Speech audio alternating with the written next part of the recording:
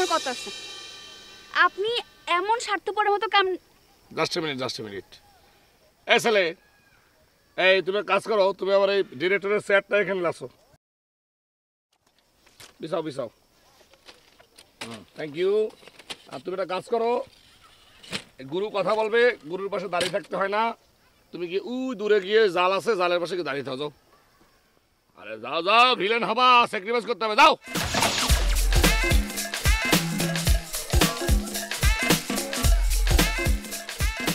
লোকমান ভাই, আপনি এমন চেয়ার নিয়ে ঘুরেন কেন?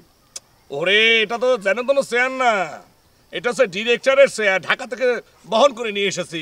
ডিরেক্টরের চেয়ার কথা না বলে ডিরেক্টরের সম্মান থাকে না। আচ্ছা, কি বলতে চাইছিল সেটা আর বলো। আচ্ছা, আমি কইতে যেতেছি, আপনি আমার লগে এরকম স্বার্থপরের মতো কামটা কেমনে করতে পারলেন একটু কোন? আমি তোমার লাগে স্বার্থপরের মতো কাম করেছি মানে কি বলতে চাচ্ছ তুমি? আমি তো বুঝতে পারতেছি না, কথাটা খোলাসা করে কথা নেই। এটাকে তো না বোঝার কিছু নাই লোকমান ভাই। আপনি আমারে বাদ দিয়ে টুম্পারে নায়িকা হিসেবে ঘোষণা দিলেন কেমনে? হ্যাঁ, ঠিকই বলেছো। আমি টুম্পাকে নায়িকা হিসাবে সিলেক্ট করেছি এবং রিলিজে দেবো। কিন্তু তো সমস্যা কোথায়? সমস্যাটা কি বুঝতে পারতেছেন আপনি? আপনি ওই টুম্পারে বাদ দিবেন, আমারে নায়িকা হিসেবে নেবেন কেন? আমি কি টুম্পার থেকে কোনো অংশে কম নাকি? হ্যাঁ, আরে বাবারে, টুম্পার চেয়ে তুমি কোনো অংশে কম না কোনো অংশে বেশি সেটা আমার আলোচনার বিষয় না। সুন্দরী কম বেশি সোনো পাউডার মেখে একজন ডাইস তৈরি করে, সেটা আলাদা বিষয়। আমি যেটা বলতে চাচ্ছি সেটা হচ্ছে অভিনয় এমন একটা জিনিস যেটার জন্য সুন্দর মুন্দর কোনো ঘটনা না। বেকা তারা চুল নাই মাথায়, অনেক ছেলেমান মনে করো যে নাম করে ফেলতেছে। চেহারা মনে করো বিভিন্ন রকমের ভাঁজ দেওয়া, ফিগারে মনে করো লুলা ফকির, কিন্তু তারা নাম করে ফেলতেছে। এখানে চেহারা ফ্যাক্টর না, ফ্যাক্টর হচ্ছে কি যোগ্যতা। এই যোগ্যতা যার যত বেশি থাকবে সে তত বেশি নাম করবে। বুঝাই শেফ? লোকমান ভাই, টুম্পার এমন কি যোগ্যতা আছে যে ওরে আপনি নায়িকা হিসেবে সিলেক্ট করলেন? আরে বাবারে, আমি সিলেক্ট করেছি কথা তুমি বারবার কেন বলতেছো? সিলেক্ট তো করিনি, সিলেক্ট করবো হচ্ছে রিহার্সালের পরে। রিহার্সাল করে যদি সে প্রমাণ দিতে পারে যে সে অনেক বড় একটা যোগ্যতা সম্পন্ন, লোকালি সে একটা হিরোইন, তাহলে তারা নিয়ে নেবো। সেক্ষেত্রে তুমি কম্পিটিশনে আসতে পারো।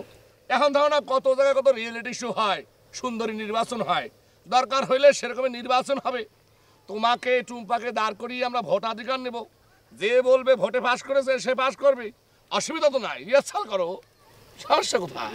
লোকমান ভাই, একটা কথা ছিল, মানে ওইসে কি, আমি তো আমার মন প্রাণ দিয়ে ট্রাই করবো, বুঝছেন? তারপরে যদি না পারি তাইলে পরেও আমার একটু চান্স দিবেন নায়িকার ক্যারেক্টারে, ঠিক আছে?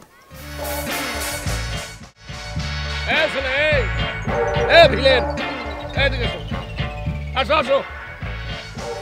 একটা জিনিস আমি ক্লিয়ার করতে চাই এবং সেটা হচ্ছে গ্রামের সবাইকে শুনতে হবে, কান খাড়া করে শুনতে হবে। তুমি ভিলেন হবা, তারপর তোমারও শুনতে হবে। তুমি নায়িকা হবা, সেটা তোমারও শুনতে হবে। এই স্যার গুছাও হবে, সেটা হচ্ছে কি, এই স্যারটা গুছাও। স্বজন প্রীতি আমি একদম পছন্দ করি না। নাটক হচ্ছে বিবেকের খেলা, বুদ্ধির খেলা। শিল্প হচ্ছে বিবেকের, মনে, হৃদয়ের। এখানে কোনো স্বজন প্রীতি চলবে না। স্বজন প্রীতি করলে জিনিসটা হবে না, দেশ রসাতলে চলে যাবে।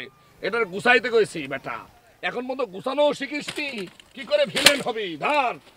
ঠিক আছে, স্বজন প্রীতি হবে না রে ভাই, যোগ্যতা অনুযায়ী আসতে হবে।